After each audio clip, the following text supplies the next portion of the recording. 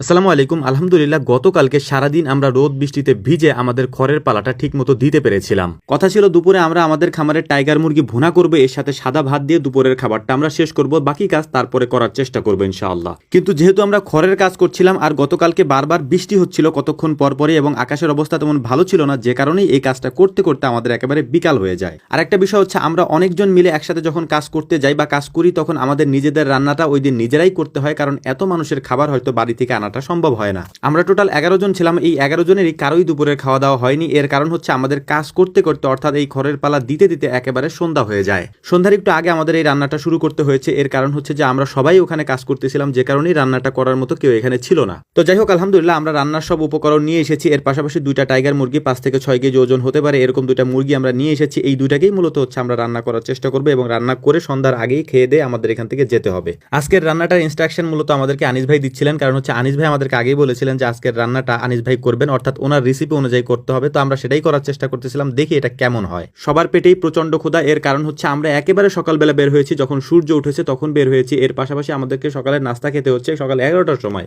Total আমরা 6 থেকে 7টি পালা কিনেছিলাম। এই পালাগুলিকে আমাদেরকে ভেঙে তারপর নসিমনে করে আনতে হয়েছে। টোটাল প্রায় 7 থেকে 8 নসিমনের মতো হয়েছে। এই নসিমনগুলো আমরা এনেছি এবং এই কাজগুলি করতে করতে আমাদের আর সময় হয়নি খাওয়া দাওয়া করার। তবে এক ফাঁকে সময় করে হালকা নাস্তা করে নেওয়া যেত, কিন্তু আমরা সেটা করতে পারিনি মেঘের কারণে, অর্থাৎ আকাশের অবস্থা যেহেতু ভালো ছিল না, যে কোনো মুহূর্তে বৃষ্টি হতে পারে এবং কয়েকবার হয়েছিল, যে কারণেই আমরা খাওয়া দাওয়া একেবারেই করতে পারিনি। তাই প্রচন্ড ক্ষুধা নিয়ে আমাদের এই কাজগুলি করতে হচ্ছিল, কারণ একেবারে সন্ধ্যার আগে আমরা রান্নাটা করতেছিলাম। প্রচন্ড ক্ষুধার কারণে সবার এক্সপ্রেশন ছিল এরকম যে সব খাবার আমি একাই খেয়ে ফেলবো, কারণ এত বেশি ক্ষুধা আমার লেগেছে যে এক কড়াই খাবারে আমার হবে না। তো যাই হোক, সবাই মিলে যেহেতু একসাথে রান্না করতেছিলাম তাই রান্নাটা করতে আমাদের বেশি সময় লাগেনি, খুব তাড়াতাড়ি আমরা এটা করে ফেলতে পেরেছিলাম আলহামদুলিল্লাহ, এবং পরিবেশনও করতে পেরেছিলাম। এবং আমাদের দেখতে দেখতে আমরা রান্নাটা প্রায় শেষের দিকে, এবং আনিস ভাই তার মাংসে দেওয়ার জন্য সিক্রেট মশলাটা বানাচ্ছিলেন। দেখতে এটা ভালোই দেখাচ্ছিল এবং এটাও আমরা দিয়ে দিলাম আলহামদুলিল্লাহ। এবং আমাদের রান্নার যে লাস্ট উপকরণগুলি ছিল সেগুলোও দিয়ে দিয়েছি। এখন শুধু আলু বাকি আছে, আলুটা দিয়ে দিয়ে আমাদের রান্নাটা আমরা শেষ করবো এবং খুব দ্রুত আমরা খাবারটা সবার সামনে পরিবেশন করার চেষ্টা করবো ইনশাআল্লাহ। টাইগার মুরগির মাংস অন্য মুরগির থেকে একটু ডিফারেন্ট, একটু আলাদা, এবং এটা খেতেও অনেক বেশি সুস্বাদু। যদি আপনারা কখনো খেয়ে থাকেন তাহলে হয়তো বুঝবেন। তো মাংস রান্নার পাশাপাশি আমরা সালাডটা তৈরি করে নিচ্ছিলাম। এর কারণ হচ্ছে আমাদের হাতে সময় একেবারেই কম। ভাত যেহেতু আমাদেরকে বাড়ির ভিতর থেকে রান্না করে দিবে